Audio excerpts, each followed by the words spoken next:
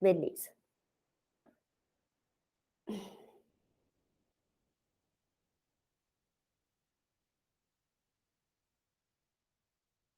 Todo mundo conseguindo ver aí, tranquilo, o que está sendo escrito? Sim, dá para ver. Beleza.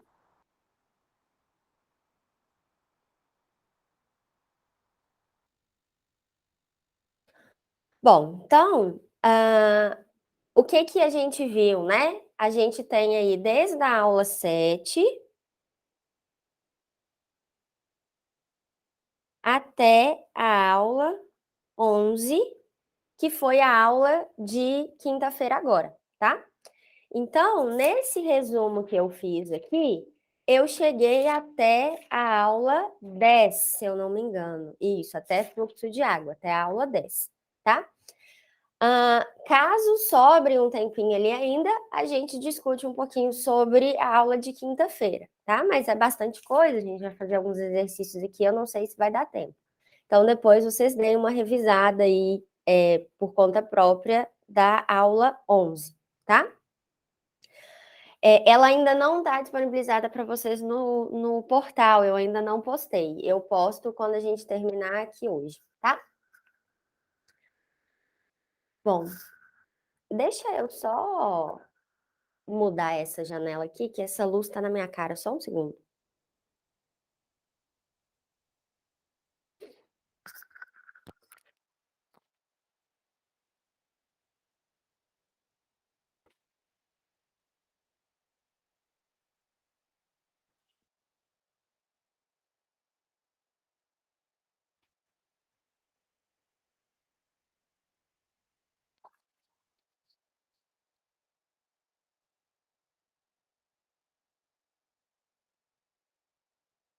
Bom, então vamos lá. Na aula 7, a gente viu sobre tensões no solo devido ao peso próprio. E, na verdade, ao longo das aulas, a gente sempre foi falando um pouquinho sobre tensões, né? Em cada parte ali da disciplina, a gente falava um pouquinho sobre tensão. Eu acho que a única aula que a gente não comentou sobre tensão mesmo foi a aula de quinta-feira agora, tá? Bom, mas então eu vou escrever um parágrafozinho aqui e depois eu vou escrever uns itens de tudo que pode desenvolver tensão no solo que a gente aprendeu a calcular, tá? Então, ah,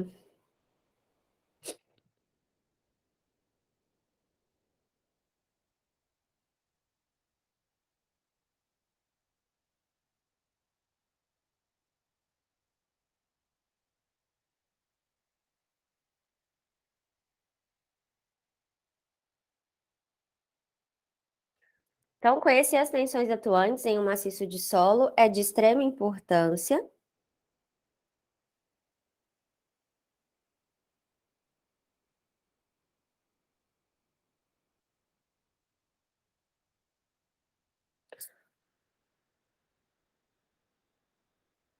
para o entendimento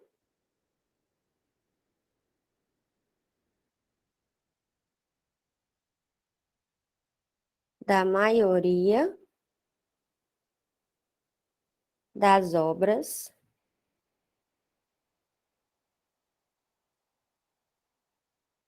da geotecnia. Então, a gente pode ter, né, tensões no solo devido a alguns itens que eu vou listar aqui e a gente vai começar a trabalhar em cima deles, tá?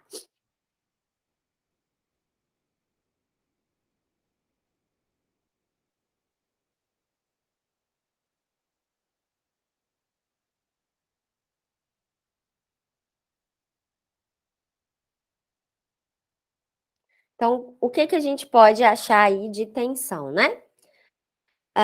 A gente pode ter tensão devido ao peso próprio, que é essa aula 7, E a gente chama isso de tensões geostáticas, que aparecem por causa da gravidade, né? Então, e a gente viu aí ao longo da disciplina que essas tensões, elas são muito importantes.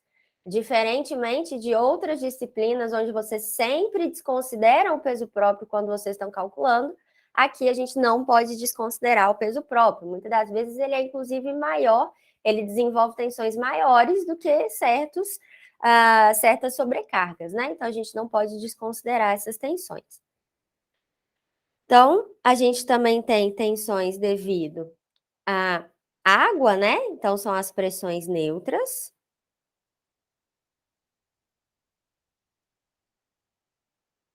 Que a gente também chama de poropressão.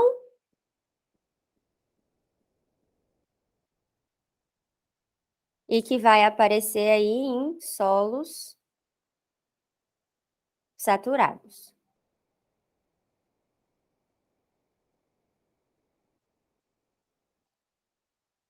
Depois, a gente tem as pressões neutras negativas,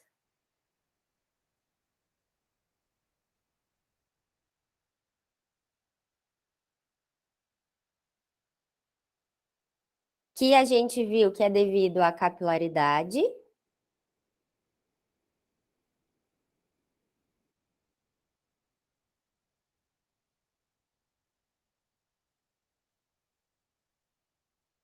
Pressões devido à sobrecarga. Nossa, espera que isso aqui ficou ruim, né?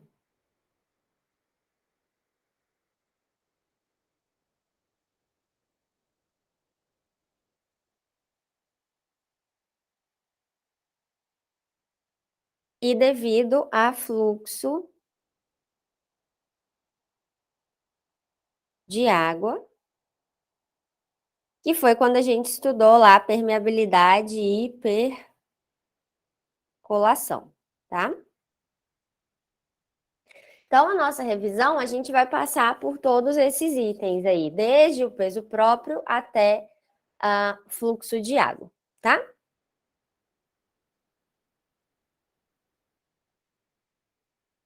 Então, a primeira que a gente vai conversar é as tensões, são, né, as tensões geostáticas, ou devido ao peso próprio, né? Então, se eu escrever PP, significa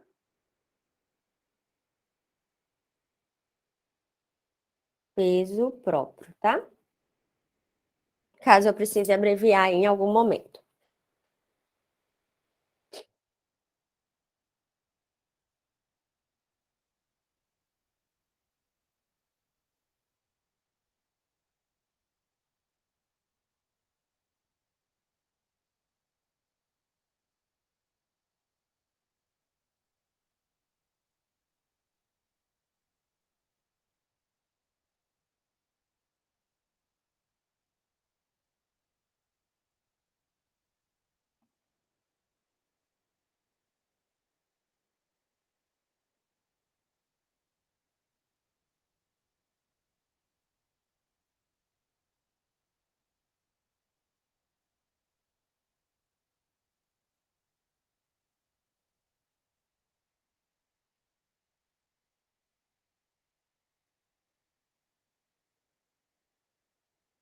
Então, a, a tensão, primeiro a gente vai calcular tensões verticais, né? Só lá depois que a gente vai ver sobre as tensões horizontais. Então, a tensão vertical, que a gente pode chamar aí de sigma V, no solo, devido ao seu peso próprio, a uma determinada profundidade, é dada por quê, né? Como que a gente pode calcular essa tensão? Lembrando que quando eu estou usando esse sigma sem o apóstolo. Ai, gente, esqueci o nome desse negocinho. Sem aquele risquinho, né, em cima, eu estou falando de tensão total, tá? Tensão total devido ao peso próprio. Então, como que a gente calcula esse sigma V? A gente vai precisar do peso específico daquela camada de solo vezes a profundidade onde eu quero calcular a tensão, tá? Então, ó, esse gama, ele é dado em quilonewton por metro cúbico e o Z é dado em metro. Então, na hora que a gente fizer esse cálculo aqui, a gente vai achar quilonewton por metro quadrado ou, então, a gente pode escrever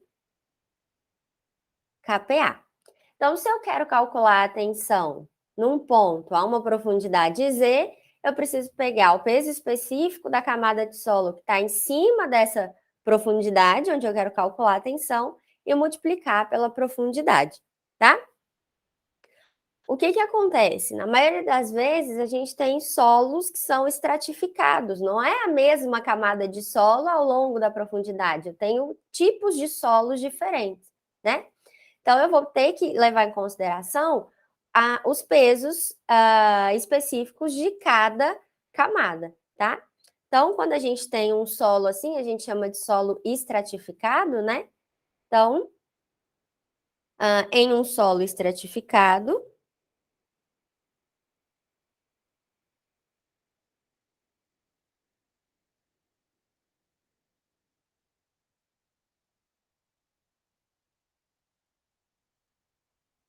com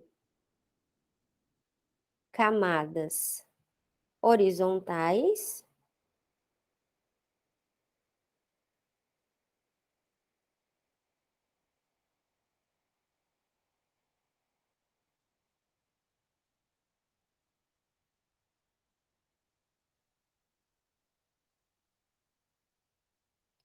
essa tensão vertical vai ser dada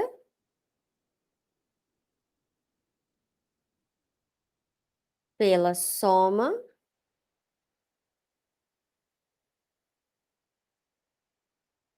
das tensões em cada camada.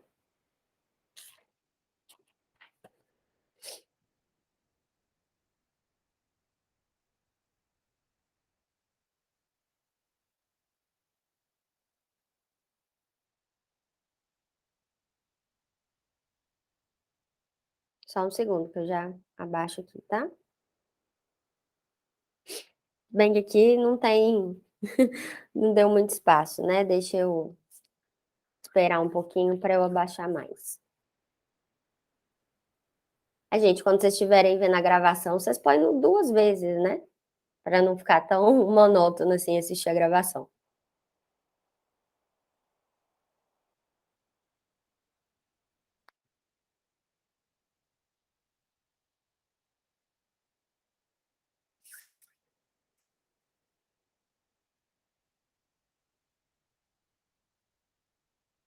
Então, deixa eu só desenhar aqui, né?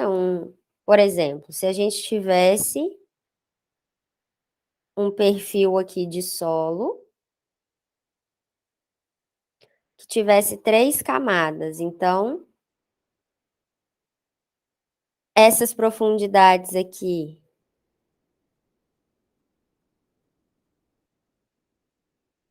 seria Z1, Z2 e Z3, por exemplo. E aqui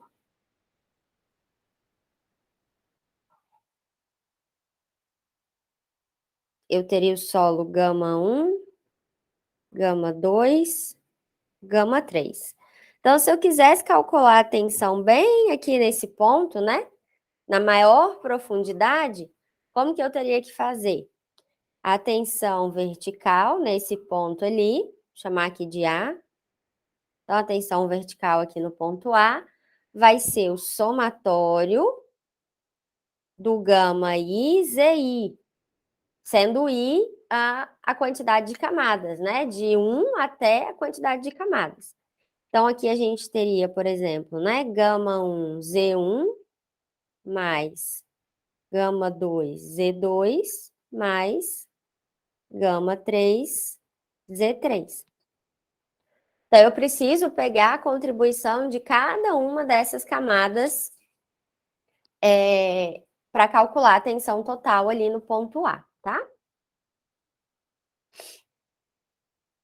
Uma coisa que a gente desenha bastante, que eu desenhei bastante com vocês, é aquele diagrama de tensões, né? Então, aqui também é em KPA, tá?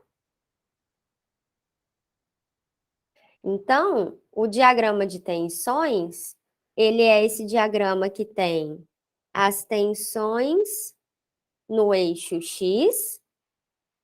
Então, no caso aqui, a gente está falando do sigma V, né? E a profundidade aqui no eixo Y, Z. Ah, eu não consigo escrever. Z. Então, na profundidade Z1, eu vou ter aqui um valor de tensão. Na profundidade Z2, eu vou ter aqui outro valor de tensão. E na profundidade, deixa eu aumentar um pouquinho para dar certo aqui.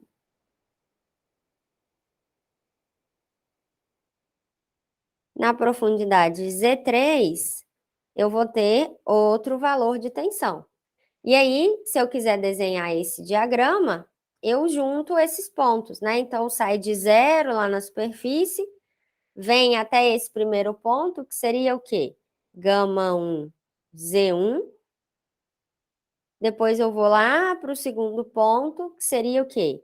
Gama 1, Z1 mais gama 2, Z2. E por último, eu vou lá para o último ponto, onde eu tenho o somatório completo, né? Gama 1, Z1 mais gama 2, Z2 mais gama 3, Z3.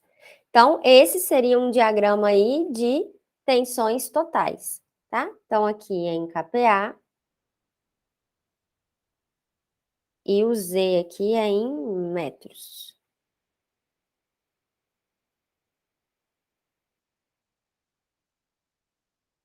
Então, aqui a gente tem os nossos respectivos valores de tensão, beleza? Alguma dúvida até aqui? Está tranquilo, né?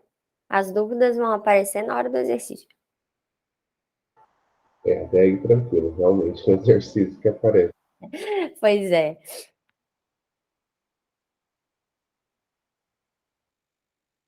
Quando vocês terminam de copiar, agora eu escrevi bastante coisa, só vou pegar uma aguinha ali rapidinho.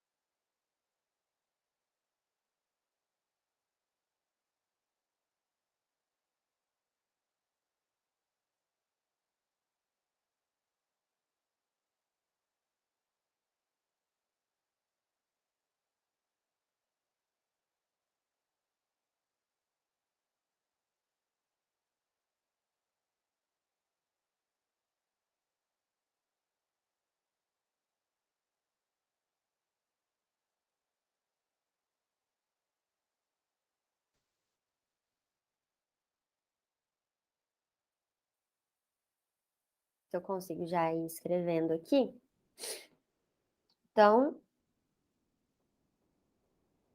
visto as tensões devido ao peso próprio, a gente vai ver agora as pressões neutras quando a gente tem um solo saturado. Professora, Oi. o peso específico, por exemplo, ele sempre vai ser dado no exercício? Oi? Desculpa, eu não entendi. o peso específico. Sim, sim, ele sempre vai ser dado, tá?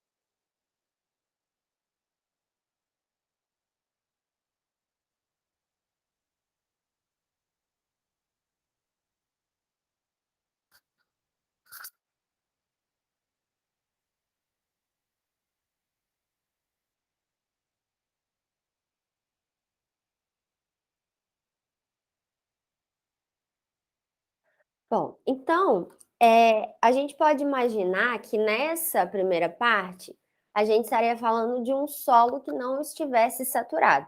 Então, os vazios, eles têm água, mas eles não têm água em todo o vazio, né? Tem parte de ar também. Se a gente estiver numa condição, por exemplo, né, onde o perfil de solo, parte dele está abaixo do nível d'água, o solo que está abaixo do nível d'água, ele vai estar saturado. Então, todos os vazios estão preenchidos por água. E aí, da mesma forma que a gravidade atua ali na massa de solo, ela também vai atuar na água, né?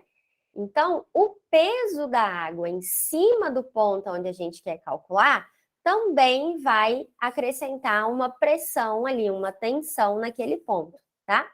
Então, a gente chama, né, essa pressão dada pela água, causada pela água, de pressão neutra ou poropressão. Então, em solos saturados, há o aparecimento da pressão neutra, que é calculada pelo peso da água que se encontra nos vazios. Então, vai ser a mesma coisa que a gente acabou de fazer, só que ao invés do gama ser o gama do solo, o gama vai ser o gama da água, que aqui na nossa disciplina a gente sempre está usando igual a 10, tá? Em alguns locais vocês vão achar igual a 9,81, mas aqui para facilitar os cálculos a gente está usando igual a 10, tá? Então, o que que vai fazer a camada estar saturada para a gente aqui? A presença do nível d'água, tá? Então, tudo que estiver abaixo do nível d'água está saturado, tá?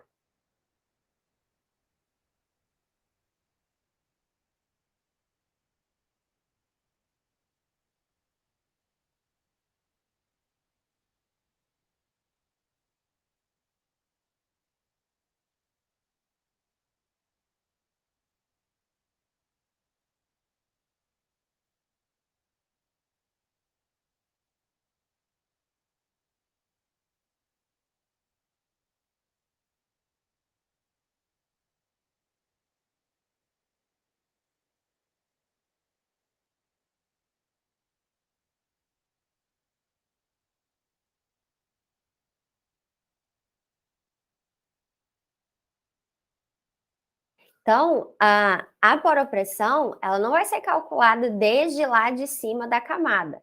Ela tem que começar a ser calculada a partir do nível do lençol freático, né? Então, a gente tem que ver realmente onde que está começando o nível d'água. Essa vai ser a profundidade em relação ao ponto que eu quero considerar, tá? Então, por exemplo, se eu tiver... opa! Um perfil de solo aqui.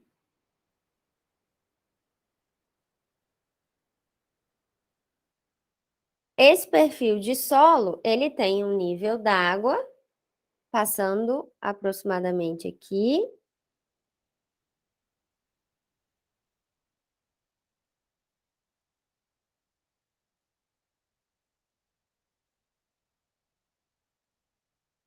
E aí eu quero calcular a tensão aqui embaixo no ponto A. Então, eu não vou calcular o peso da água desde lá de cima do meu perfil, né? Eu preciso pegar essa profundidade do nível d'água até o ponto, né? Nesse caso aqui, eu vou chamar de ZW. Então, como que vai ficar a poropressão? A gente chama essa poropressão de U. Então, eu vou ter que o U é igual ao gama da água vezes essa profundidade até o ponto, tá? Aqui o gama da água é sempre 10. O Z também está dado em metro, né? De forma que a gente também vai ter aqui a resposta em quilonewton por metro quadrado ou kPa. Então, quando a gente estiver falando de poropressão, pressão neutra, o símbolo que a gente usa é esse Uzinho minúsculo, e o valor vai ser a profundidade em relação ao nível do lençol freático até o ponto onde eu quero calcular essa poropressão, tá?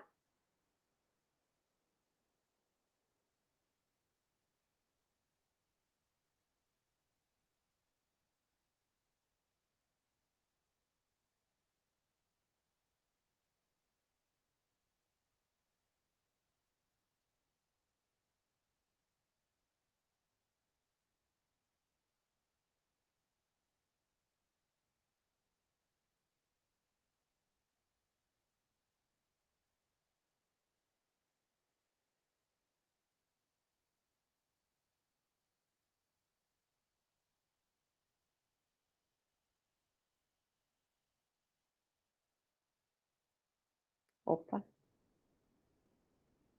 Aqui tá meio difícil de escrever, que tá bem no finalzinho. Então, o que que acontece, né? O que que eu vou escrever aqui agora? Então, com o conhecimento da pressão neutra, o Terzaghi constatou que a tensão que efetivamente é transmitida pelo contato entre os grãos de sólidos é chamada de tensão efetiva, tá? É pela tensão efetiva que a gente faz os cálculos do que realmente está acontecendo ali no maciço de solos. Então, transferência de carga, recalques, resistência ao cisalhamento, tudo isso a gente calcula em função da tensão efetiva e não da tensão total. Então, a gente vai precisar achar essa tensão efetiva, que a gente viu que é a tensão total menos a poropressão. Então, a poropressão, ela diminui a tensão de contato entre os grãos, né? Se ela for positiva da forma que a gente está vendo aqui. A gente vai ver lá na capilaridade que ela aumenta esse contato porque ela aparece como uma tensão em forma de sucção, né? E aí, quando a gente tem a sucção, a gente tem a aproximação dos grãos, aumentando essa tensão entre os grãos. Quando eu tenho a água, ela diminui essa tensão entre os grãos, tá? Então, com o conhecimento da pressão neutra, Terzaghi constatou que a tensão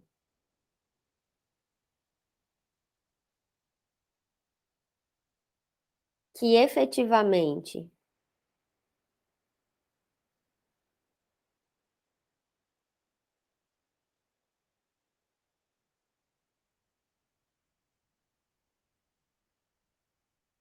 é transmitida pelo contato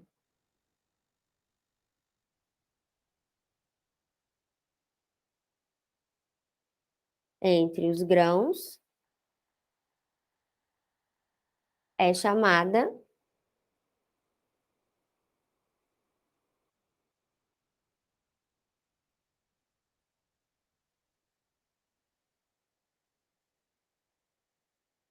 de tensão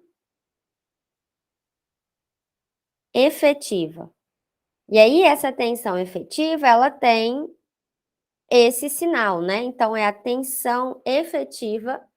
No caso aqui, a gente está calculando a vertical, tá? Aí, como que a gente acha essa tensão efetiva, né?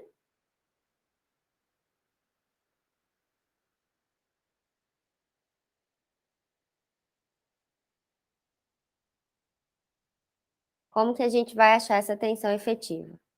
Então, a tensão efetiva vai ser a tensão total menos a boropressão.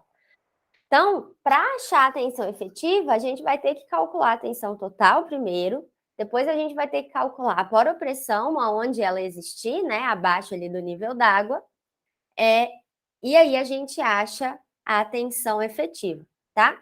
E aí essa questão, né? É importante a gente calcular essa tensão, porque todos os efeitos mensuráveis resultantes da variação de tensão no solo, né? Então, eu escrevi aqui, ó, compressão, distorção, resistência ao cisalhamento, são devido a variações nas tensões efetivas, tá? E não nas tensões totais.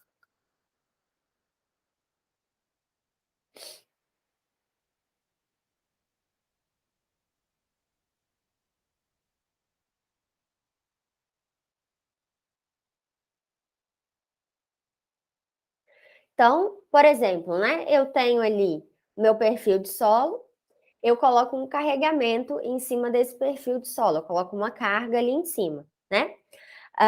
As tensões efetivas, elas vão aumentar. Na hora que eu coloco a carga ali, o solo vai se comprimir, então as partículas vão mudar de lugar, né? A gente viu que a compressão aqui é diferente um pouco da mecânica dos sólidos, né? Eu não tenho compressão de partículas, a gente considera que as partículas são incompressíveis. O que eu tenho é mudança de posição, né? Elas estavam de um jeito e elas mudam de posição, ou seja, por exemplo, um grão que estava aqui em cima, que não estava com um contato com o outro, ele cai nesse vazio aqui devido, né, a essa sobrecarga, e aí ele passa a ter contato com outro grão, eles se aproximam. Então, eu aumento a tensão efetiva, né? E nesse meio termo, se o solo estiver saturado, parte da água pode ser expulsa, né? Essa água sai lentamente ali de dentro dos vazios, que a gente viu na aula passada, podendo causar o efeito do adensamento, né? Então, adensamento é essa saída de água dos vazios que ocorre lentamente, tá? O que que acontece? Se eu tenho um solo, vamos supor que eu estou considerando um solo embaixo de uma lagoa, ou seja, ele está todo saturado, né? Então, eu tenho parte de solo e parte só de água ali em cima. Se eu aumento o nível dessa água, dessa lagoa, eu só estou aumentando o nível d'água. Eu aumento as tensões totais do mesmo tanto que eu aumento a poropressão. Então, eu não mexo nas tensões efetivas, tá? Então, se eu tenho só o aumento de nível d'água, sendo esse solo já completamente saturado, eu não vou mexer nas tensões efetivas, né? Então, foi o que a gente comentou em sala, que eu falei com vocês, né? O fundo de uma lagoa pode estar fofo ou compacto, da mesma forma, por exemplo, que o fundo do leito oceânico. Porque esse acréscimo de água acima da camada de solo, se essa camada já está saturada, não vai influenciar nas tensões efetivas, tá?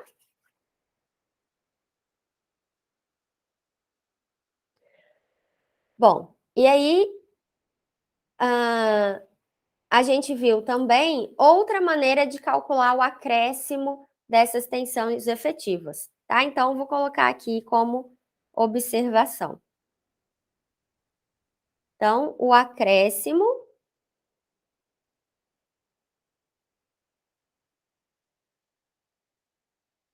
de tensão efetiva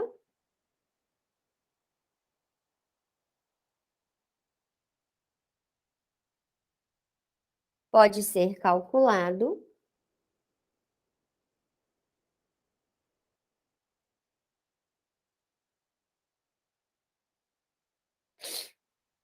pelo, deixa eu colocar em azul isso aqui, pelo peso específico submerso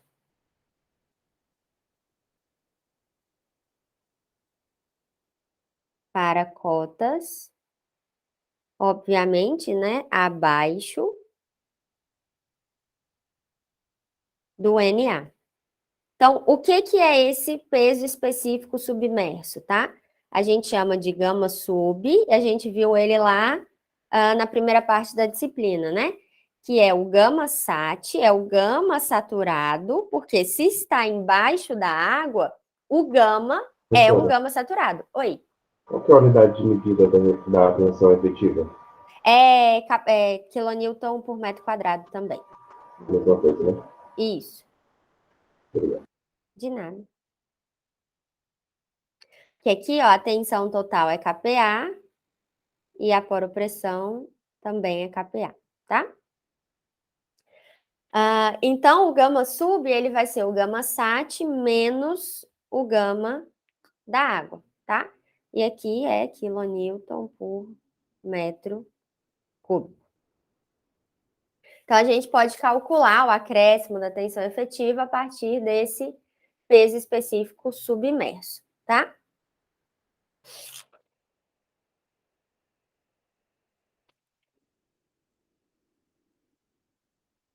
Então, até agora a gente estava falando das tensões verticais. A gente sabe que no solo vai aparecer também tensões horizontais, tá? Então, se eu tenho, por exemplo, aqui, né, meu perfil de solo, e aí eu vou considerar um pontozinho aqui dentro, né? Então, o que a gente aprendeu a calcular agora foi essa tensão vertical aqui, ó, tensão vertical, que pode ser tanto total quanto efetiva, né? Depende aí da configuração do problema, depende do que ele está pedindo. Posso calcular as duas ali no ponto. Essa tensão vertical, a partir de um coeficiente, que a gente chama de coeficiente de empuxo, nesse caso no repouso, porque a gente não está tratando de contenções, a gente está tratando de um solo em repouso, tá? Eu consigo achar as tensões horizontais, que são essas tensões que aparecem aqui, que a gente chama de sigma H, tá? Uma tensão horizontal. O que que a gente precisa tomar cuidado, né? A determinação dessas tensões horizontais deve ser feita na parcela das tensões efetivas, tá? Então, para a gente falar um pouquinho aqui de tensões.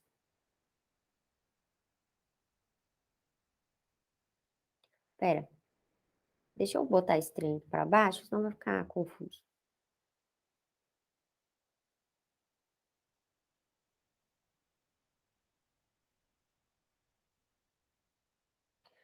Então, para a gente falar aqui de tensões horizontais, o que a gente precisa tomar cuidado é que a determinação dessas tensões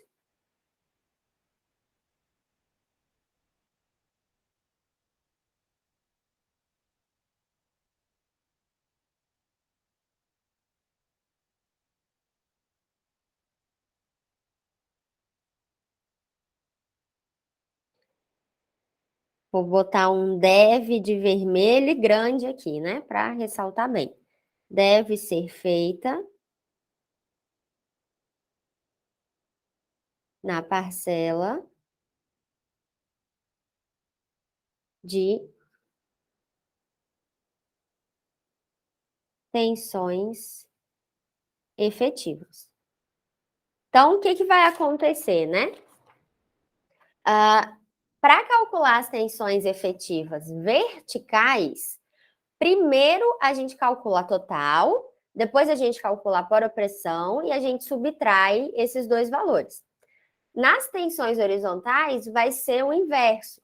Primeiro eu vou calcular as efetivas, depois eu vou calcular a poropressão, que aí eu não preciso calcular, a poropressão é a mesma, tá? Tanto na vertical quanto na horizontal é o mesmo valor, a poropressão. A gente pode pensar aí num K igual a 1, tá? Então, eu vou calcular as tensões horizontais efetivas, e aí eu vou somar com as tensões, com as poropressões, para eu encontrar a tensão total, tá? Então, a primeira coisa que a gente vai fazer vai ser calcular as tensões horizontais efetivas.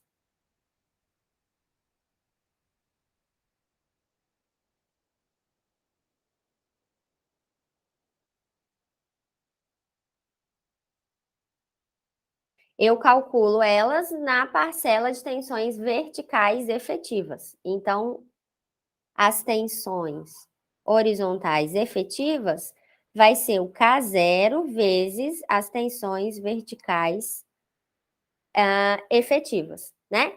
Esse K0 a gente chama de coeficiente de empuxo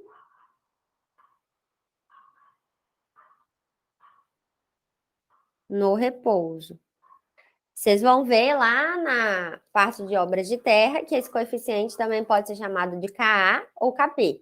É coeficiente de empuxo ativo, coeficiente de empuxo passivo, tá? Aqui a gente vai usar esse coeficiente no repouso. Depois que eu calculei as tensões horizontais efetivas, eu posso partir para as tensões horizontais totais. Então, essas tensões horizontais totais vai ser a tensão, ó, a tensão horizontal total vai ser a tensão horizontal efetiva, que a gente acabou de calcular com o K0, mais o valor da poropressão, caso exista um nível d'água ali no ponto onde a gente está considerando, tá? Acima do ponto onde a gente está considerando.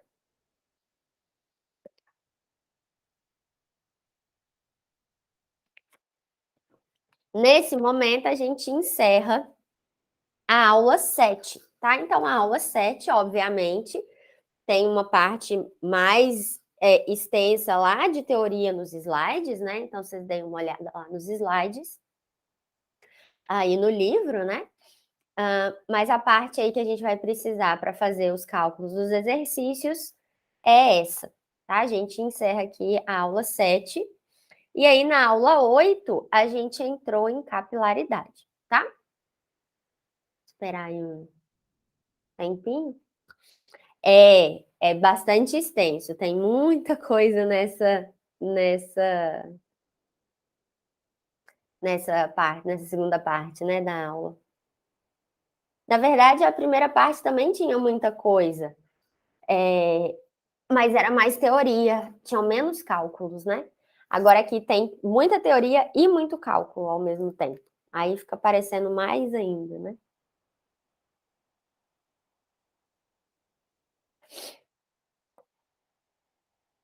Então, agora eu só vou falar sobre capilaridade com vocês e a gente já começa a fazer alguns exercícios, tá?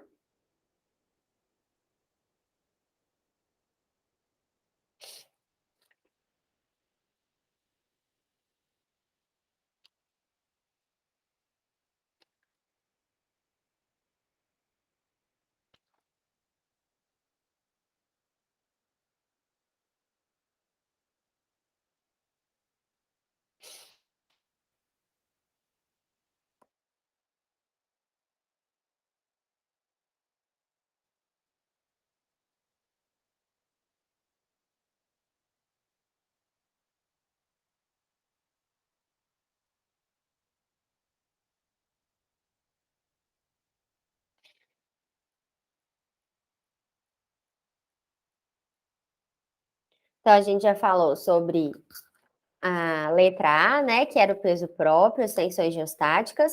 A gente já falou a letra B, que são as pressões neutras nos solos saturados. E agora a gente vai falar sobre as pressões neutras negativas, que são devido à capilaridade. E para a gente aqui, essa capilaridade, ela foi discutida na aula 8, tá? Então, o slide lá da aula 8, vocês conseguem estudar sobre capilaridade. Então, o que é capilaridade? A gente conversou um pouquinho lá na aula sobre as tensões de contato que aparece ali da água com algum tipo de superfície, né? A gente até conversou sobre como que se dá quando eu tenho água, quando eu tenho mercúrio. E aí a gente viu que a capilaridade é essa capacidade que a água tem de subir em tubos de pequeno diâmetro. Então, se a gente estivesse falando, por exemplo, de vasos comunicantes com grandes, né, recipientes, a gente viu que a água ela fica na mesma linha, né, para todos esses recipientes. Mas se eu tenho um tubo, eu não tenho um recipiente, eu tenho um tubo com um diâmetro muito pequeno, essa água ela não fica no mesmo nível. Ela vai subir nesses tubos. E a altura que ela sobe é proporcional é inversamente proporcional ao diâmetro, né? Quanto menor o diâmetro, mais essa água sobe, tá? Então, o que é a capilaridade? Eu vou escrever só um parágrafo aqui rapidinho, só para a gente definir. Então, a capilaridade, ela é a ascensão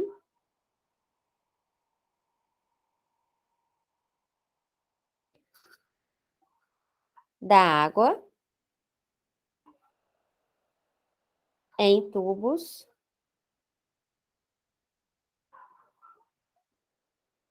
de pequeno diâmetro, que a gente chama de capilar.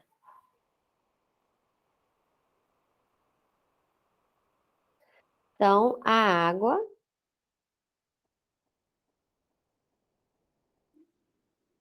subirá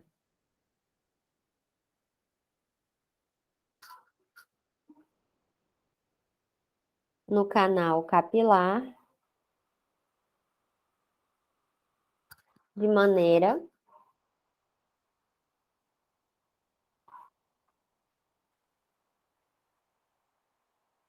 inversamente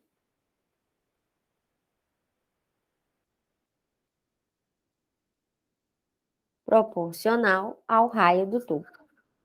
Ao raio, ao diâmetro, né? Mesma coisa aqui.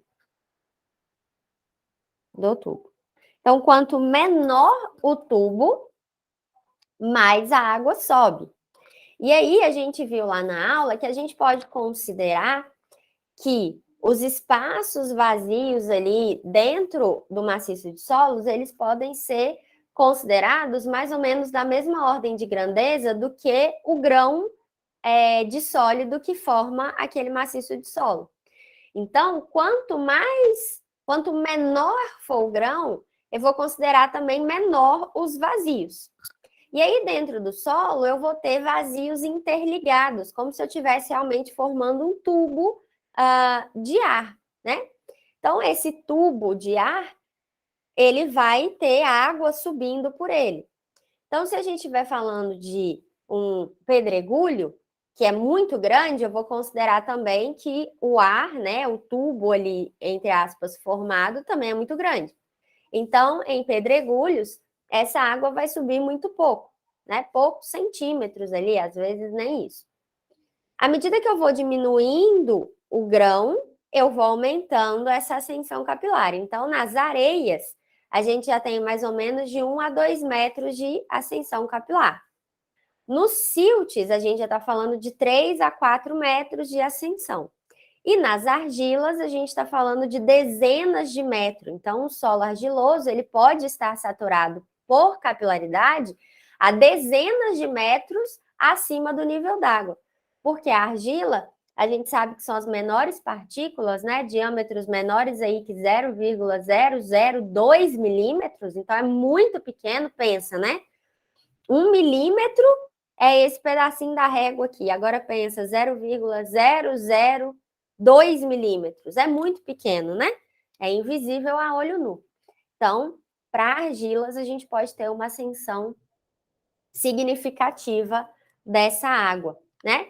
E aí, essa parte do solo que está saturada por capilaridade, a gente costuma chamar de franja capilar, tá? Então, por exemplo, se a gente tem aqui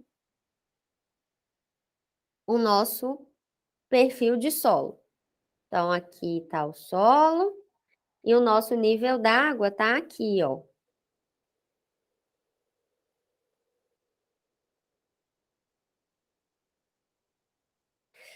Então, vai acontecer a subida da água aqui por capilaridade.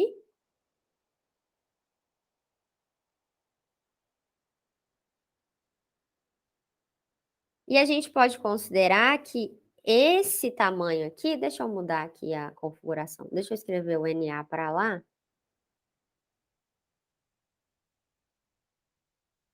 Então, aqui é o nosso NA. E essa parte aqui a gente chama de franja capilar, que é a parte do solo que está. Deixa eu escrever em cima aí. Saturada por capilaridade, tá?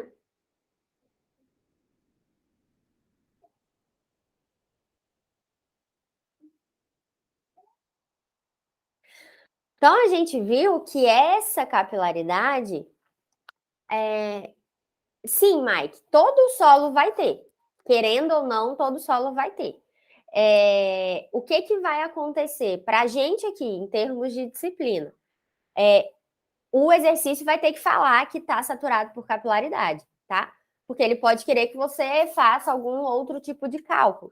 Então, aqui, para a gente, em termos de disciplina e de exercícios, ele vai ter que falar que está saturado por capilaridade.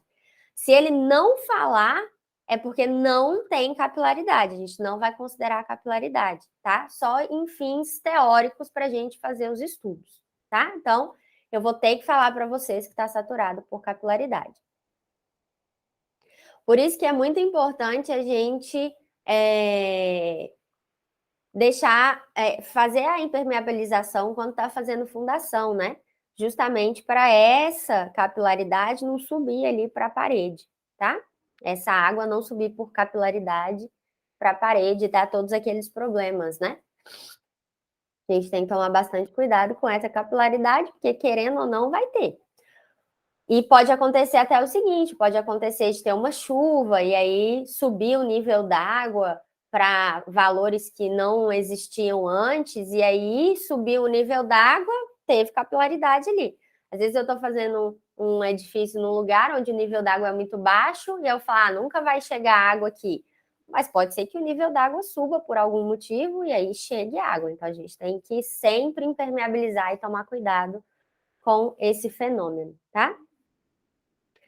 E aí, o que acontece? Vamos supor que, nesse caso, toda essa camada saturou por capilaridade, tá? Então, se a gente fosse desenhar o diagrama de pressões da água nesse caso, então, eu vou colocar aqui, ó, no eixo X, a poropressão. No eixo Y, por isso que eu não queria escrever essa franja capilar aqui, que eu vou ter que desenhar. Vou botar aqui.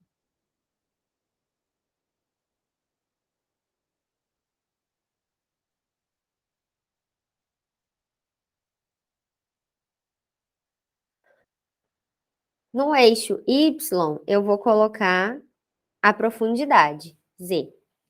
Então, a gente viu, ó, que desse ponto aonde está o nível d'água para baixo, eu tenho um aumento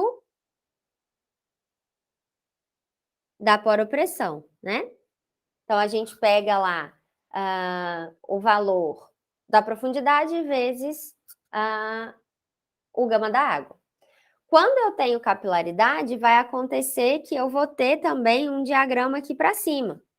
Só que nesse caso, as poropressões vão ser negativas, né? Então, aqui eu tenho pressão negativa e aqui eu tenho pressão positiva. Então, como que a gente viu que era o cálculo das tensões efetivas, né? Ó, as tensões verticais efetivas era o quê? Era a tensão total menos a poropressão. Só que se eu tenho pressão negativa, o que que isso vai ficar? Vai ficar a tensão vertical menos U, porque na franja capilar isso é negativo, né? Aqui para cima, aqui para cima é negativo. Então eu vou ter no final que a tensão efetiva é a tensão vertical mais a poropressão. Então eu estou aumentando a tensão efetiva, eu estou deixando os grãos mais próximos um dos outros na franja capilar.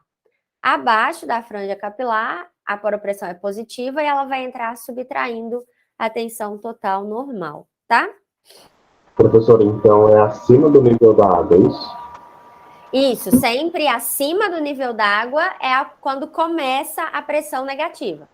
Então, exatamente no nível d'água, a poropressão é zero. Exatamente nesse ponto, o U é igual a zero. Desse ponto para baixo, o U é positivo. Desse ponto para cima, o U é negativo. E aí, a profundidade a gente vai contar daqui, né?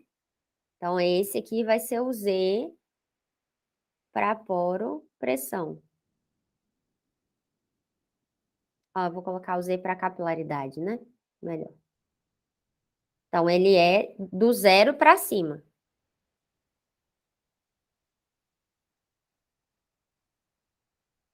A gente vai fazer o exercício da lista depois para a gente ver como que funciona, tá? Para a gente relembrar, né, que a gente já fez em sala.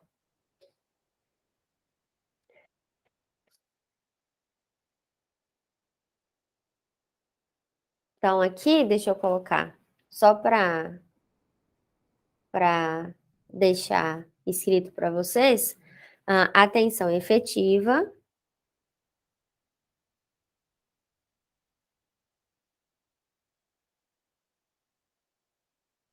será maior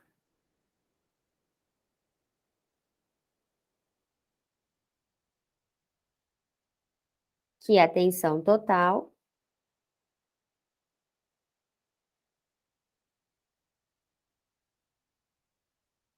na franja,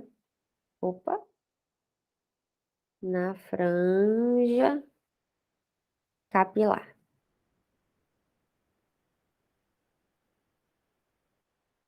Bom, e aí um fenômeno muito interessante que ocorre quando a gente tem essa capilaridade, né? Quando a gente tem, não a capilaridade, né?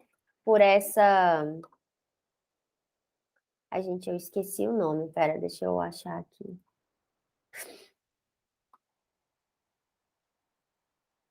Nossa, sabe aqueles nomes que fica na cabeça, mas você não consegue falar? Tá na ponta da língua assim, mas não sai. Deixa eu pegar aqui.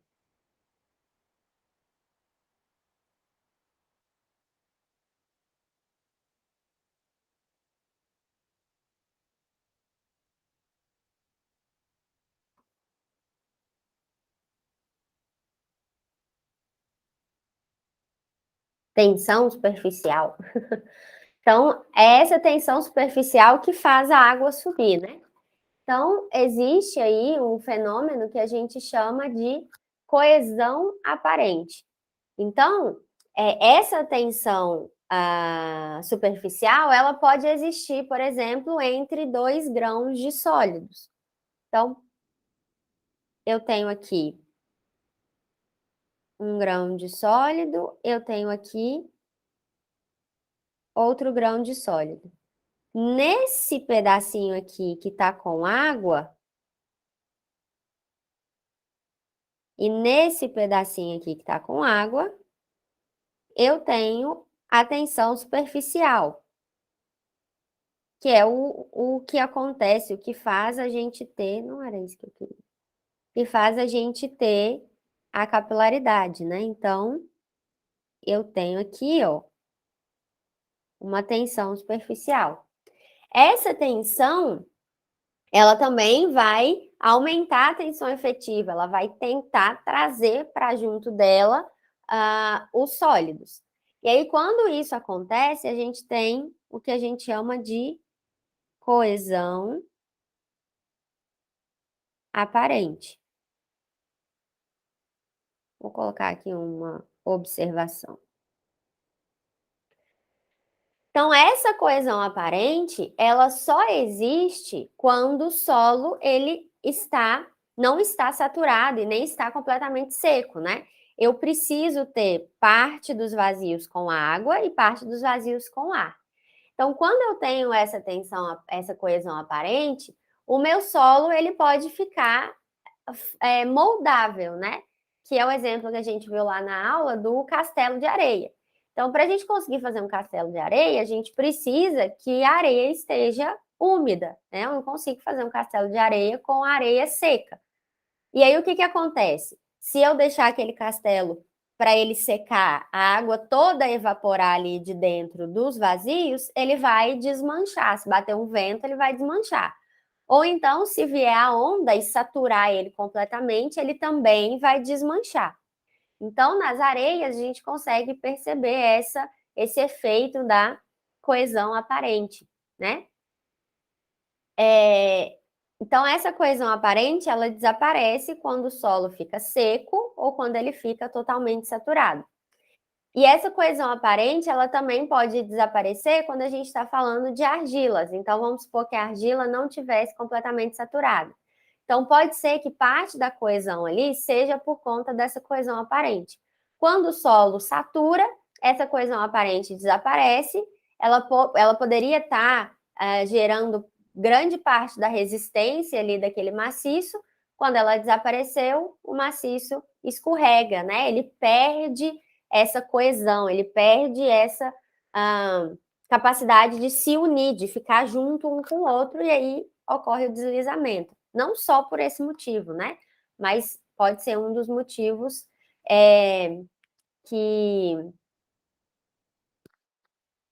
que ocorre esse deslizamento. Eu estava sem o chat de vocês aqui na tela, para memória, né? É o ômega 3, de querer falar alguma coisa e esquecer, né? Eu tenho mania disso. Então, a coesão aparente aqui, ela desaparece.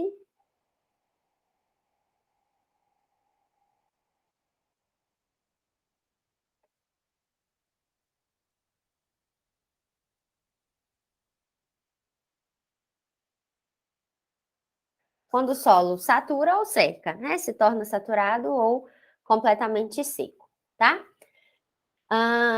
Com isso, gente, a gente encerra a aula 8 e, inclusive, nos exercícios de vocês, deixa eu ver se eu acho aqui.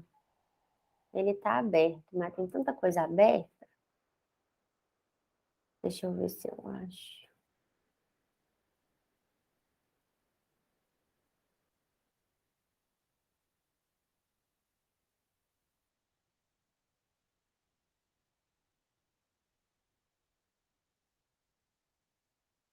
Não está aberto aqui, deixa eu abrir.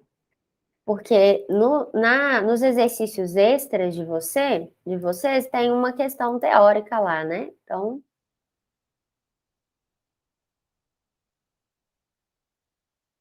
exercícios extras. Então, a primeira questão é tudo isso que a gente conversou, né? Então, pede para vocês explicarem a coesão aparente das areias úmidas, qual que é o valor da poropressão no solo seco, explique com suas palavras o fenômeno da capilaridade, qual a sua principal implicação, E depois na letra D também para fazer vocês falarem sobre o efeito de capilaridade, né? Então, tudo isso aqui da questão 1, a gente conversou aqui nesse primeiro momento da aula, tá? Agora a gente vai fazer os exercícios. Então, eu separei o primeiro exercício para a gente fazer. Vamos fazer o exercício 4, tá? Então, o exercício 4 da lista de exercícios extra.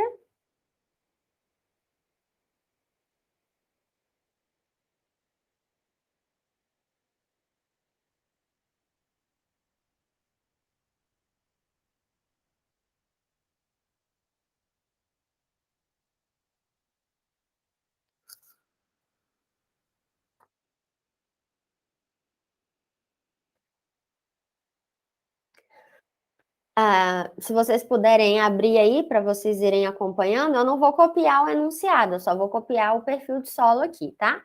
Então, no exercício 4, ele pede o seguinte: para o perfil de subsolo apresentado na figura, pede-se calcular as tensões totais, as pressões neutras e as tensões efetivas ao longo do perfil e pede para vocês traçarem os diagramas de tensões. E aí ele fala, ó, não considere nenhum efeito de capilaridade, tá? Então, nesse exercício, a gente ainda não vai considerar o efeito da capilaridade. Então, a gente tem aqui, ó, eu vou desenhar o perfil de solo.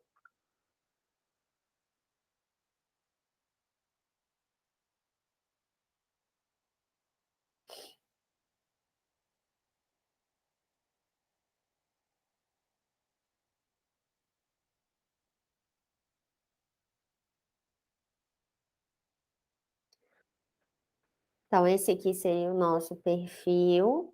Aqui é o nível do terreno.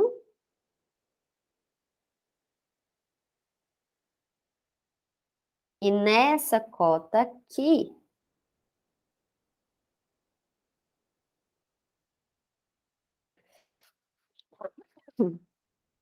a gente tem o nível da água.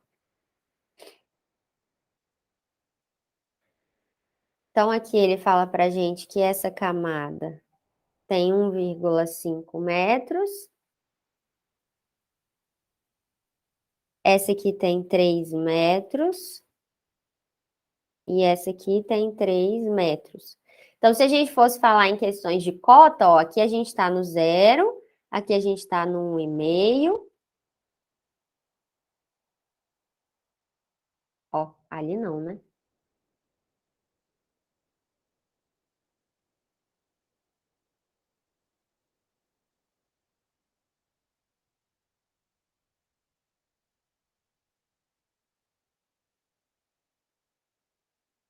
Então, essas seriam as nossas cotas.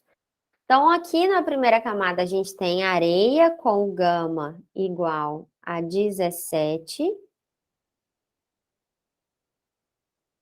Aqui embaixo da água, a gente continua tendo areia, só que agora o gama é 21, porque está saturado, então é mais pesado, tá? E aqui a gente tem argila com gama igual a 20 quilonewtons por metro cúbico.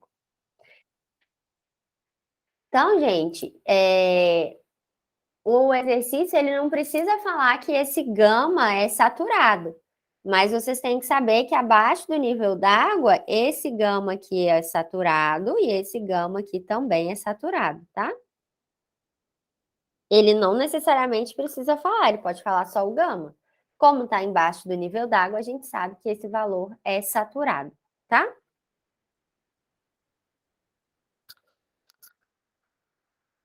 A gente vai desenhar o diagrama de pressões. Então, aqui a gente vai colocar a tensão total, a poropressão e a tensão efetiva.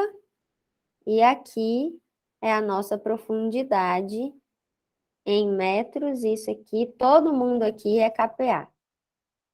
Então, a gente vai fazer as contas aqui separado e depois desenhar aí no diagrama, tá?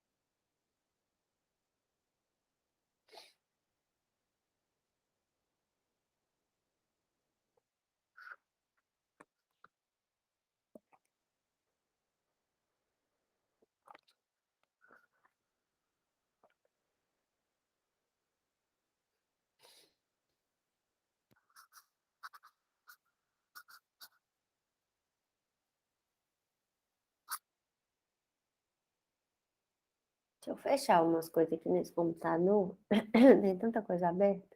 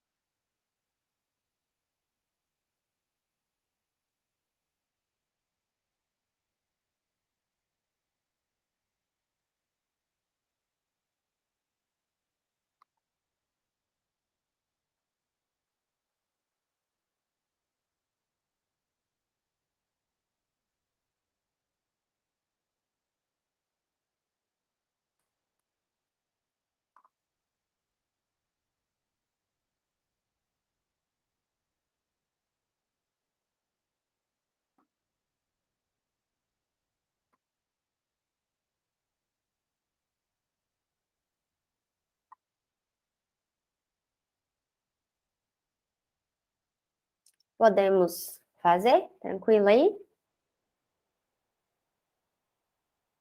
Então, a primeira coisa que a gente vai calcular é tensão total, tá? Então, a gente vai ter que calcular a tensão total em 1,5 de profundidade. Então, para a gente desenhar um diagrama, a gente vai ter que pegar os pontos onde ocorre mudança de tensão. Então, isso vai ocorrer quando eu mudo uma camada, quando eu acrescento um nível d'água, tá? Então, a primeira que a gente vai calcular vai ser a tensão vertical total para 1,5 de profundidade. Então, a tensão total é o gama vezes a profundidade onde eu quero calcular, né? Então, nesse caso, vai ser 17 vezes 1,5 metros. Então, aqui a tensão total, a gente vai ter 25,5 kPa. Calculei a tensão total, eu parto para a poropressão. Então, qual que vai ser a poropressão para 1,5 metros, né? Como eu estou acima do nível d'água e eu falei que não tem capilaridade, a poropressão nesse ponto é zero. Mesmo se tivesse capilaridade, seria zero, né? Em cima do nível d'água, a poropressão é zero. Abaixo é positiva, acima é negativo, caso tenha capilaridade. Então, aqui a poropressão é zero. E aí, ó, a tensão efetiva para 1,5 vai ser a tensão total menos a poropressão. Como a poropressão é zero, isso aqui é igual a 25,5 kPa. Então, tanto a tensão total quanto a tensão efetiva são 25,5 kPa, porque isso está acima do nível d'água, tá?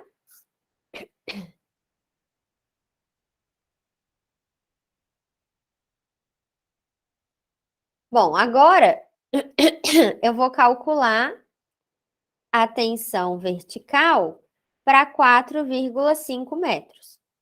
Então, para 4,5 metros, eu preciso considerar todo mundo que está em cima. Quem que está em cima? 17 vezes 1,5, que a gente acabou de calcular. Então, o 25,5. Mais, agora eu tenho o quê? Uma camada de 21 quilonewtons por metro cúbico, vezes qual que é a espessura dessa camada? É só esse tamanho aqui, né? Então, vezes 3 metros. Então, a tensão total aqui vai ser 88,5 kPa. 3 metros, isso mesmo, Guilherme. Agora, a gente vai ter poropressão, né? A gente vai ter poropressão a 4,5 metros, porque ele está 3 metros abaixo do nível d'água. Então, aqui vai ser 10 quilonewtons por metro cúbico, que é o peso específico da água, vezes 3 metros, que é a profundidade do lençol freático nesse ponto onde a gente está considerando. Então, aqui, 30. E aí, qual que vai ser a tensão efetiva, né? A tensão efetiva vertical para 4,5 metros vai ser 88,5 menos 30. Então, aqui vai dar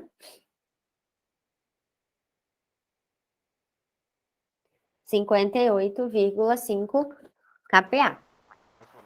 Forçar. Então, se fosse acima do nível da água, Desculpa, Guilherme, você falou acima do nível d'água e seu microfone abaixou o volume. aí no caso seria mais 30, porque acima é positivo. Como que é? Isso. Então, vamos supor que a gente tiver. Se isso aqui fosse saturado por capilaridade, e eu considerasse, calculasse as tensões aqui, ó, nesse ponto, o U seria 10 vezes. Como a gente está considerando para cima do nível d'água, vamos supor que seria vezes menos 1,5, né? Então, a gente teria aqui menos 15 kPa de capilaridade, né? Então, a tensão efetiva a poropressão por capilaridade, ela daria negativo, né? Por que nesse ponto é 1,5? Porque está 1,5 para cima do nível d'água. Se eu fosse considerar aqui, ó, 1 metro para cima do nível d'água, aí seria o U é igual a 10 vezes menos 1 metro. Então, seria menos 10. Considerando sempre esse ponto é o zero e aqui para cima vai diminuindo, né? Menos 1, menos meio, menos 1, menos 1,5, tá?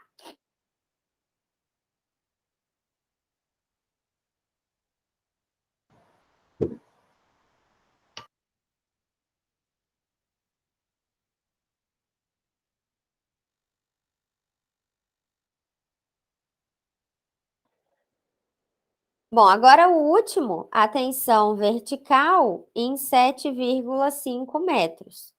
Então, ela vai ser o quê? Vai ser o acumulado até a segunda camada, que é o 88,5, mais agora essa camada tem um gama de 20 e ela tem uma profundidade de 3 metros também, né? Então, aqui a gente vai ter 148,5. A poropressão para 7,5 metros, ou ela é a poropressão anterior mais a camada, ou então, como a poropressão é sempre o gama igual a 10, a gente pode fazer 10 quilonewtons vezes por metro cúbico vezes 6 metros, que é a profundidade do lençol freático até o ponto onde eu estou querendo calcular a poropressão, né? Então, aqui vai dar 60 kPa. Então, a tensão efetiva vertical para 7,5 vai ser 148,5 menos 60. Isso aqui vai dar 88,5 kPa.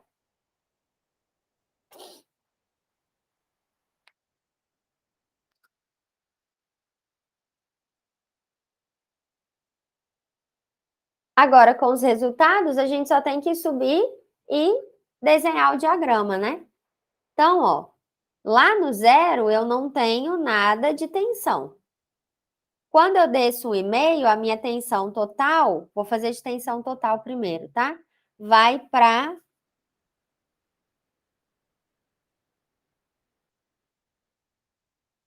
25,5. Depois, quando eu desço para 4,5, a minha tensão total já vai para 88,5. Então, aqui a gente já tem 88,5. E lá no último, no 7,5, a gente vai ter...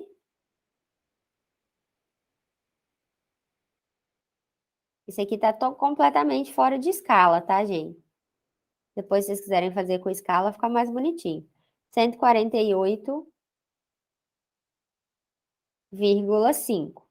Então, esses são os valores de tensão total. Eu venho aqui e ligo esses pontos. Nesse caso, ficou ruim, ficou uma reta contínua, né? Mas não necessariamente vai ficar essa reta contínua, tá? Eu vou até mudar isso aqui, porque ficou ruim essa reta contínua aqui.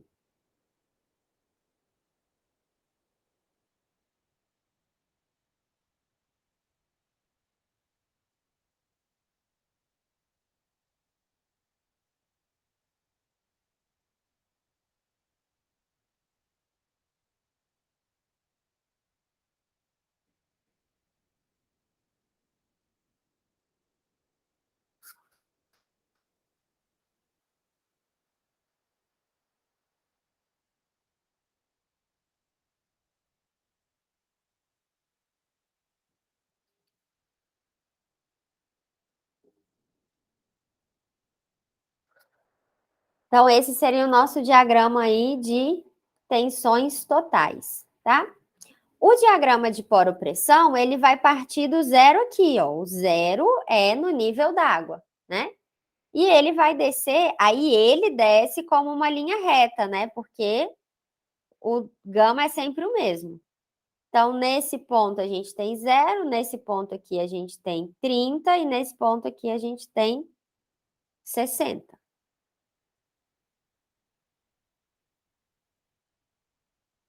Que são os valores da poropressão, tá?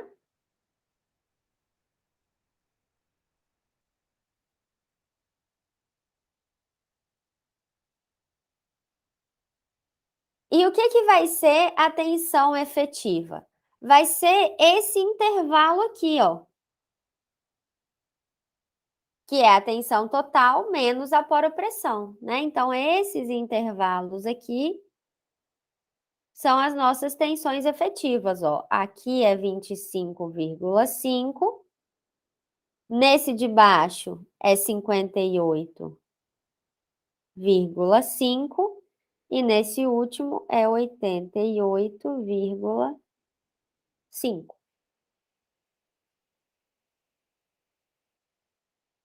Então, em vermelhinho ali, a gente tem as nossas tensões efetivas. Se vocês quiserem, vocês podem fazer 2 diagramas separados também, não tem problema, tá? Eu gosto desse diagrama porque a gente já mostra tudo junto.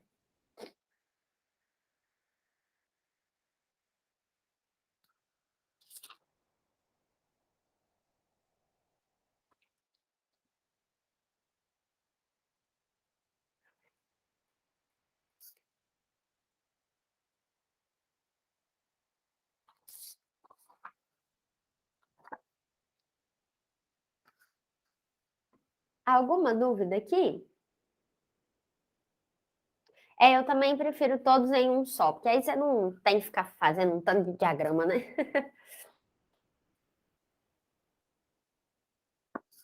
Beleza. Então, vamos fazer a questão 1 da lista que vocês têm que entregar, porque nela eu pedi para vocês considerarem capilaridade, para a gente ver como que funciona.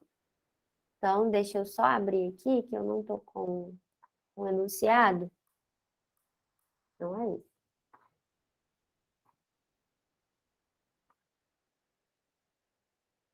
Então, esse aqui, ele também pede tudo, ó. Ele pede a tensão vertical total, a poropressão, e a tensão efetiva, tá? E aí ele fala, considerar a camada superficial de argila arenosa completamente saturada devido ao fenômeno da capilaridade. Então, esse aqui é a lista de exercícios extra, então vamos fazer agora a lista de exercícios que é para entregar.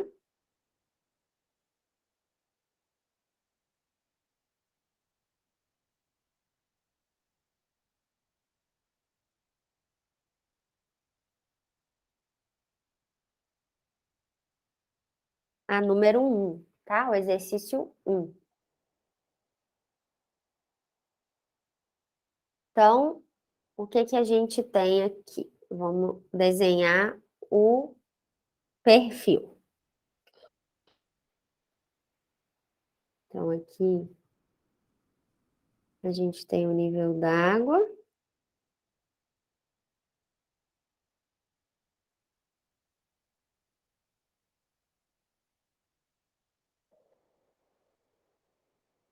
Aqui a gente tem outra camada.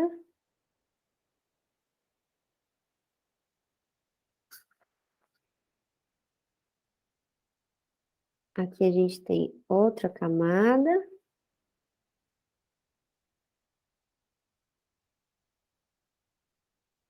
E aqui a gente tem outra camada. Então, aqui a gente tem gama sat.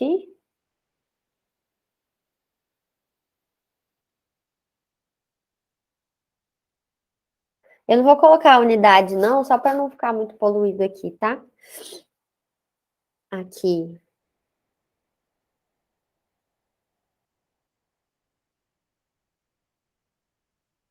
Aqui 16. Aqui 20. Ele saiu escrevendo gama sat em tudo, né? Mas a gente já saberia que embaixo do nível d'água está saturado e acima também está, porque ele falou que a camada toda de argila arenosa está saturada por capilaridade, tá? Então, aqui é 0 metros, 2, 10, 15 e 20. Eu não vou desenhar os diagramas aqui, gente, para a gente conseguir fazer o exercício sem ficar subindo e descendo, tá? Mas aí depois vocês seguem a mesma ideia lá do primeiro para traçar o diagrama, tá? Acho que é isso. E ele pede o valor da tensão horizontal na profundidade Z igual a 12. Então, para isso, ele deu para a gente que nessa camada aqui, o K0 é igual a 0,60.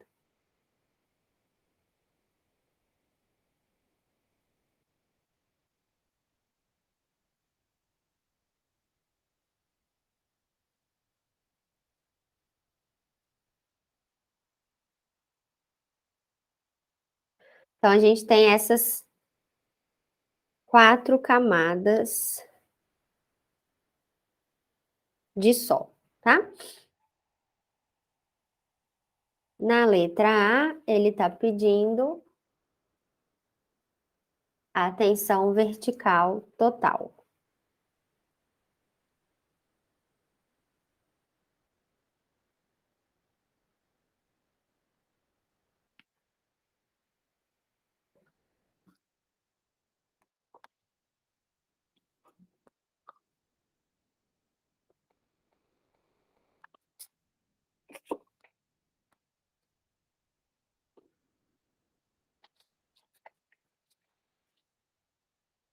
Então, a gente vai ter que calcular a tensão vertical total para 2 metros, para 10 metros,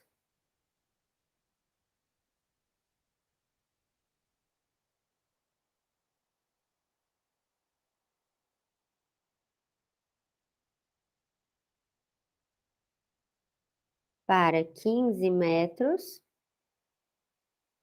e para 20 metros. Beleza? Então, sempre lembrando que as camadas de baixo vai somando a contribuição das camadas de cima, tá? Então, qual seria a tensão total vertical para 2 metros, né? Então, aqui, ó, a tensão vertical total vai ser o gama da camada que está acima de 2 metros, 17,5, vezes 2 metros. Então, aqui a gente vai ter 35 kPa. À medida que eu vou abaixando, eu vou somando o que eu calculei em cima, né? Porque eu tenho a camada que eu vou calcular, mais é que eu já calculei, né? Eu vou somando essas tensões. Então, para 10 metros, a tensão vertical vai ser o que eu calculei em cima, 35, mais o peso específico da camada, ó, que é 18,1, vezes o tamanho da camada. Então, eu preciso pegar esse valor aqui, né, que é 8. Então, isso aqui vai dar 179,8 kPa.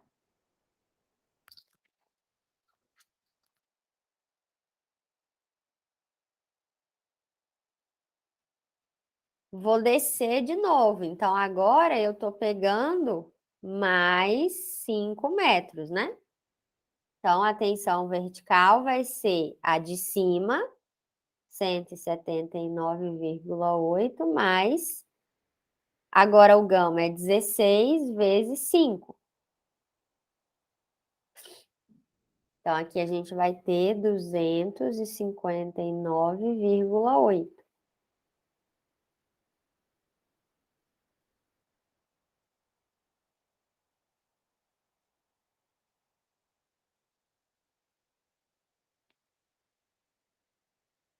E aí, por último, lá em 20 metros, a gente também vai mais 5, né?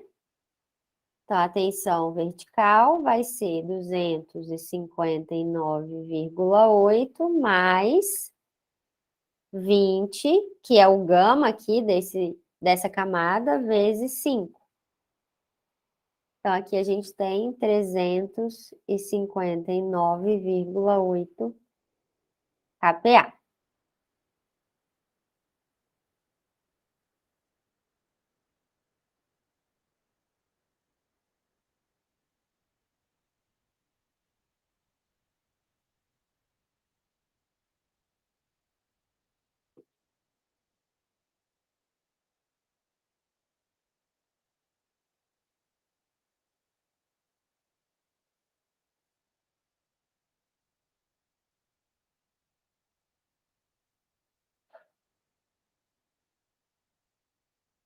Calculada a tensão total, a gente vai partir para poropressão. Então, eu vou só colar aqui de novo, que agora a gente vai calcular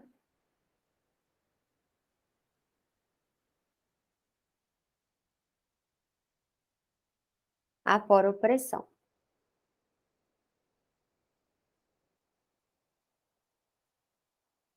Aqui a gente tem capilaridade, então a gente tem que tomar cuidado com isso aqui. Eu vou ter um valor de poropressão acima do nível d'água, vai ser um valor negativo. E ele cresce linearmente porque o gama da água é 10. Então, eu só preciso calcular essa poropressão lá em zero, porque eu sei que vai ser linear, né? Eu vou ligar o zero até o 2 metros, tá? Então, a gente vai ter aqui, ó, que para 0 metros, qual que vai ser o valor da poropressão? Vai ser o gama da água, 10, vezes menos 2, porque eu estou subindo, né, tá? Então, para baixo a gente vai considerar positivo, para cima negativo. Então, eu estou subindo 2 metros, eu estou saindo do 2 e indo para o 0. Então, a minha poropressão ali, ó, vai ficar menos 20 kPa.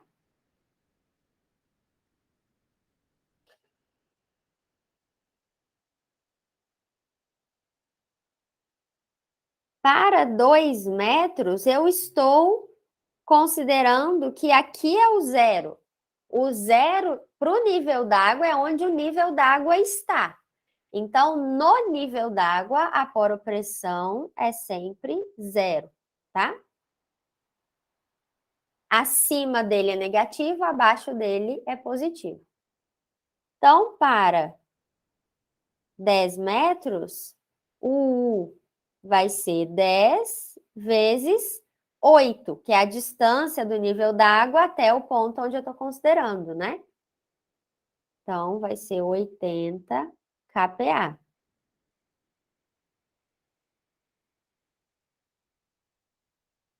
Para 15 metros,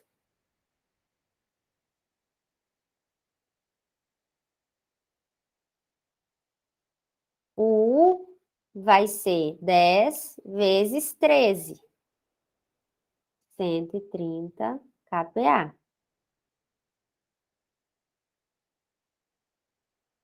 E para 20 metros, o U vai ser 10 vezes 18, 180 kPa.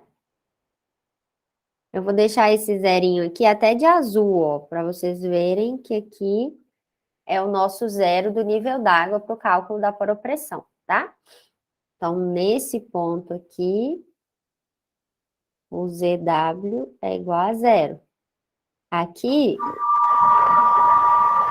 Professora, oi, o caso da proteção não é por camada, né? Total as medidas. oi, desculpa. No caso, a poropressão não é por camada, é total as medidas, né? Você pode fazer por camada também, vai dar o mesmo resultado. Então, por exemplo, se a gente, do 10 para o 15, o que a gente podia fazer? Que a poropressão seria o anterior, 80, mais 10 vezes essa camada aqui do 10 até o 15, que é 5. Isso aqui também daria 130. Então, dá para fazer dos dois jeitos. Mas como a poropressão ela varia linearmente, a gente já pode fazer a profundidade inteira. Entendi. Beleza? Então, deixa eu até deixar isso aqui, né? Então, isso aqui, ó, é para 15 metros. Pode fazer dos dois jeitos, tá? A gente não pode fazer desse jeito direto para o solo, porque o gama muda. E aí eu mudo a minha inclinação. Eu não posso falar que ela é constante, né? Para água eu posso. Então, tanto faz o jeito que vocês se sentirem mais confortáveis de fazer, tá?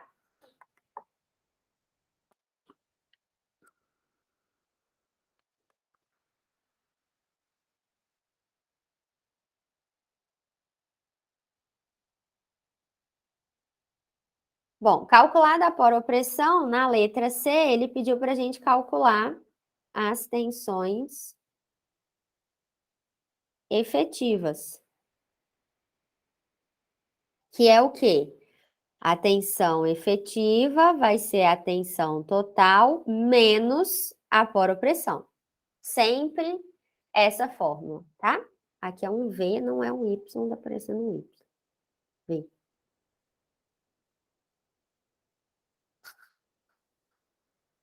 Então, a gente vai calcular as tensões efetivas para todos esses valores, 0, 2, 10, 15 e 20. Eu preciso pegar a tensão total lá da letra A e subtrair com a poropressão da letra B. Então, ó, para 0 metros, o que a gente tinha de tensão total? Zero, né? Porque se eu estou lá na superfície do terreno, eu não tenho tensão devido a peso próprio, porque eu não tenho nada em cima. Então, a gente teria 0 menos 20. Então, aqui a gente tem uma tensão efetiva de mais 20 kPa.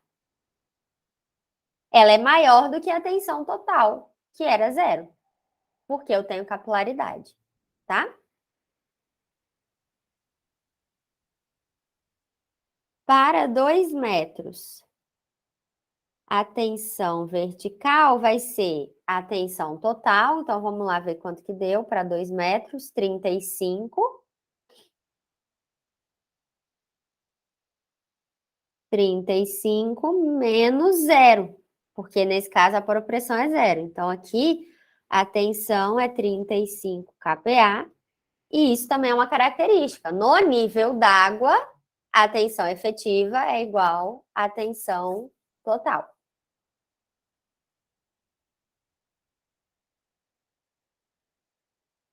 Para 10 metros, a tensão efetiva vai ser a tensão total, que é 179,8,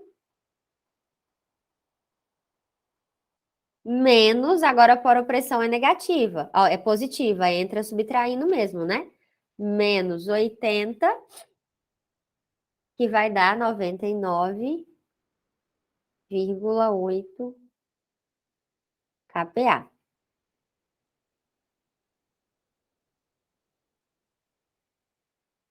Para 15 metros, a tensão efetiva vai ser a tensão total, 259,8,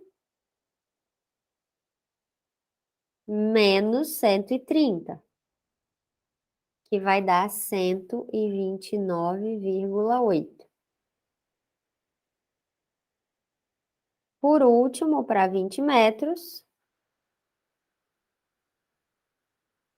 vai ser 300, ó, o valor da tensão total, 359,8,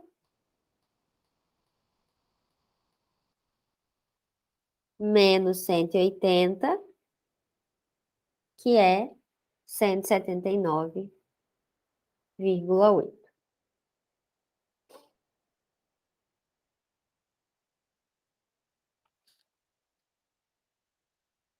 Então, gente, se vocês seguirem esse passo a passo de primeiro calcular as tensões totais, depois a poropressão, e aí aplicar a fórmula da tensão efetiva, que é essa aqui, ó, fica tranquilinho de resolver o exercício, né? Deixa eu botar ela de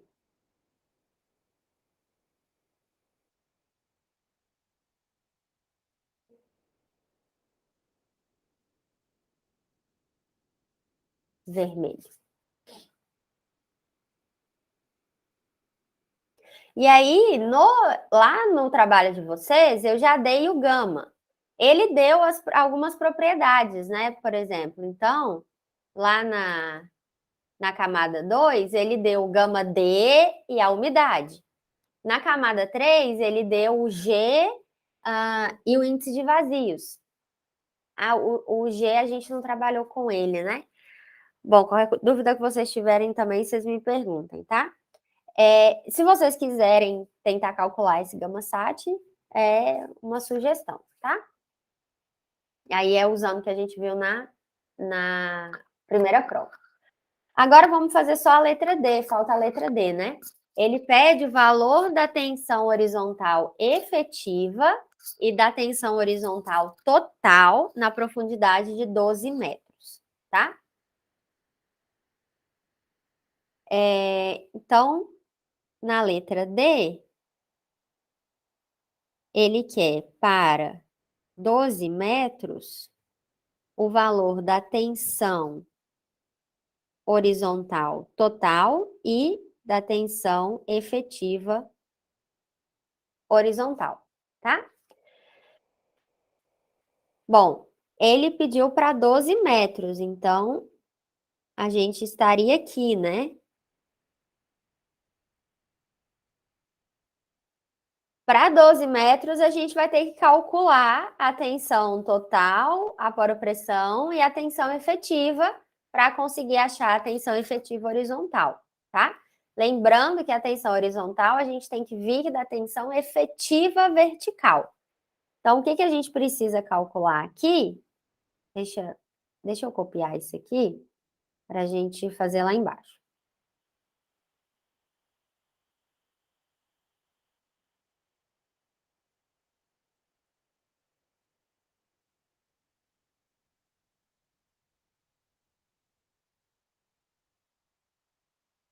Então, ó, na letra D, ele quer a tensão horizontal total e a tensão horizontal efetiva. Então, o primeiro que a gente tem que calcular vai ser a tensão horizontal efetiva.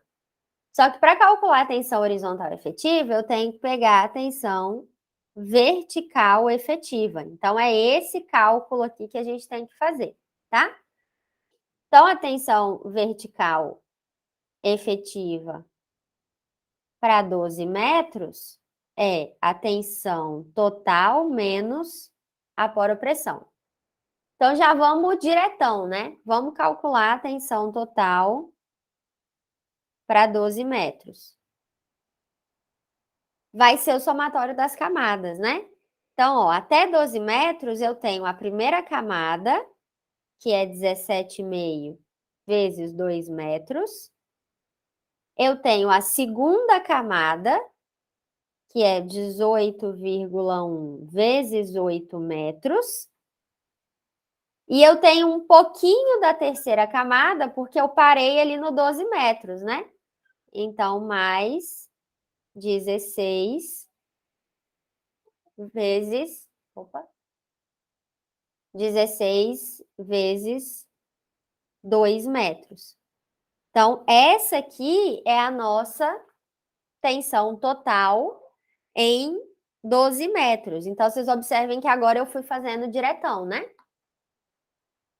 Esse valor aí vai dar 211,8 kPa. Ela usa o gama saturado da camada total. Isso, usa o gama da camada, tá? Só que eu parei no 12 metros, eu não cheguei até o 15, né? Parei no 12.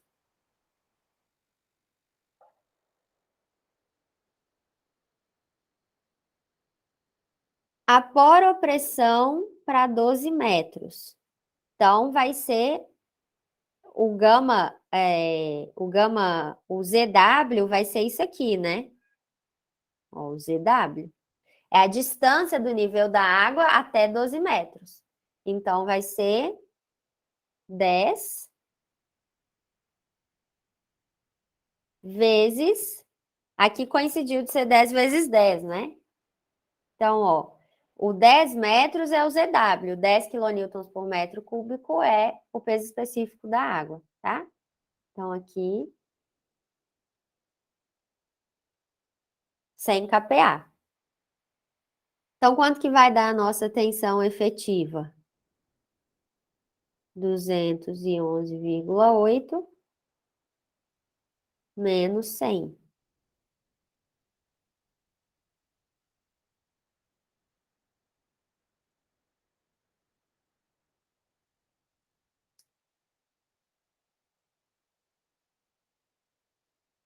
Eu encontrei a tensão efetiva porque para calcular a tensão efetiva horizontal, a gente tinha qual fórmula, né? A tensão horizontal efetiva era o K0 vezes a tensão vertical efetiva. Então, aqui vai dar. Qual que é o K0? Ele deu lá no exercício, ó, 0,6 vezes 111,8 kPa. Então, aqui, 111,8 vezes 0,6. 67, eu vou aproximar para 67,1, tá? 67,1 kPa. Essa é a tensão horizontal efetiva. Então, a tensão horizontal, primeiro a gente calcula a efetiva, agora eu vou calcular a total somando a poropressão. E a poropressão é igual para a vertical e para a horizontal, então continua 100 kPa. Então, a tensão horizontal total vai ser 67,1 mais 100. 167,1 kPa.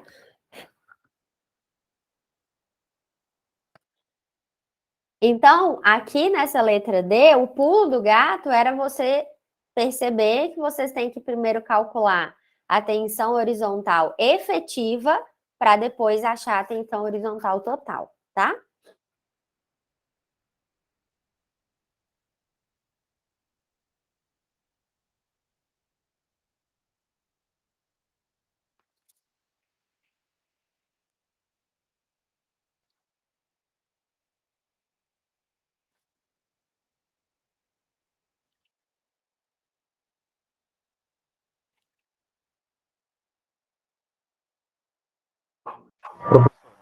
Oi.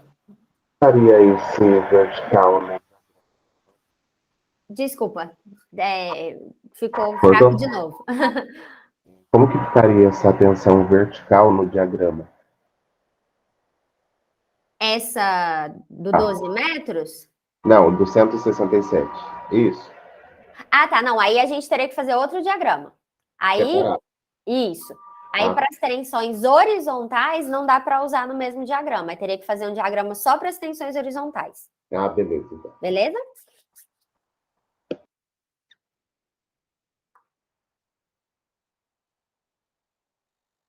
Ah, deixa eu. Eu vou interromper a gravação